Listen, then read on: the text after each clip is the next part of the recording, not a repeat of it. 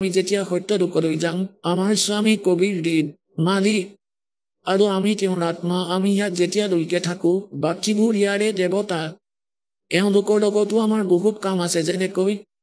প্ৰধানমন্ত্ৰীৰ ব্যক্তি যদি তেজপুৰত থাকে এতিয়া ইয়াৰ কামটো ডিচি মন্ত্ৰী মুখ্যমন্ত্ৰী এওঁলোকেই কৰিব লাগিব এবাৰ ফোন কৰিলেই হ'ল কাম হাজিৰ হৈ যাব গতিকে ইমানখিনি সুবিধা পাব সেই সমৰ্থমানৰ চৰণলৈ আহিলে কিন্তু এওঁলোক বেয়াটো নহয় এওঁলোক শত্ৰু নহয় এওঁলোকতো মিত্ৰহে হ'ল গতিকে এই প্ৰকাৰেই আমি আমাৰ কবিৰ পৰমাত্মাক যে ইষ্ট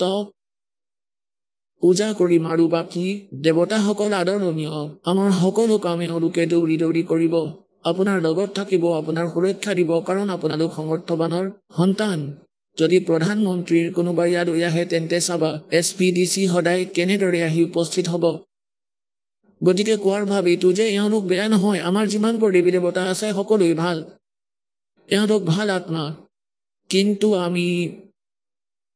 এওঁলোকক অশান্তি দিওঁ এতিয়া যেনেকৈ আমাৰ যদি কিবা কাম থাকে মুখ্যমন্ত্ৰীৰ লগত আৰু যদি এপ্লিকেশ্যনখন বাৰে বাৰে ডিচি তালৈ আনো